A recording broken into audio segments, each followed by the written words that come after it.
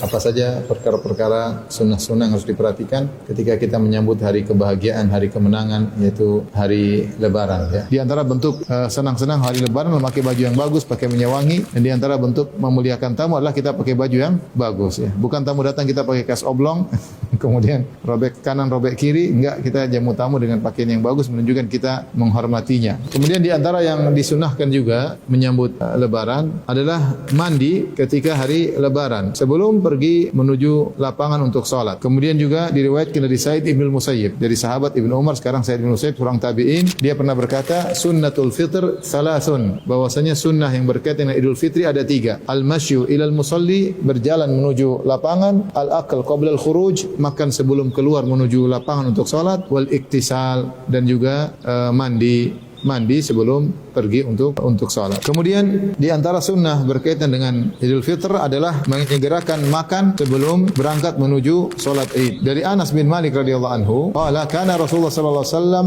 la yaghdu yaumal fitri hatta ya'kula tamaratin wa ya'kuluhunna witran. Kata Anas radhiyallahu anhu adalah Rasulullah sallallahu alaihi wasallam tidaklah keluar untuk salat Id sampai beliau makan beberapa butir korma, dan beliau makan ganjil, ya. 1 boleh, 3 boleh, 7 boleh, 31 juga boleh, ya. Ganjil, yang penting ganjil, ya.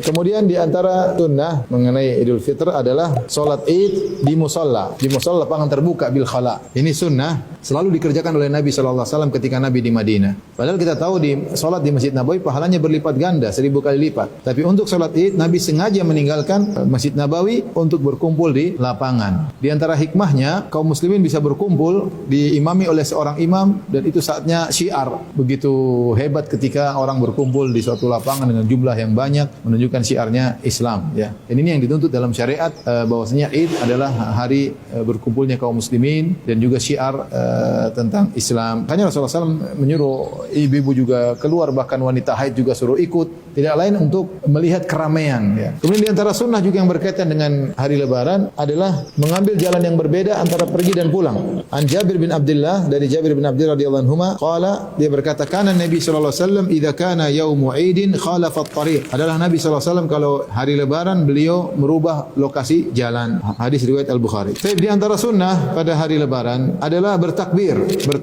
Untuk Idul Fitr, takbirnya dimulai dari malam Lebaran, dari terbenam matahari. Allah berfirman, "Walitukabbirullaha ala ma hadakum wa la'allakum tashkurun." Ya. Agar kalian bertakbir, ya, setelah Ramadan selesai, kalian disuruh bertakbir, ya, atas apa hidayah yang Allah berikan kepada kalian, bersyukur, diberi hidayah, bisa puasa, bisa mengisi hari-hari puasa, hari Ramadan, bisa sholat malam, bisa bersedekah, banyak hal yang disyukuri, sehingga bertakbir begitu matahari tenggelam di malam takbiran atau malam Lebaran, malam Idul Fitr, maka dianjurkan untuk bertakbir.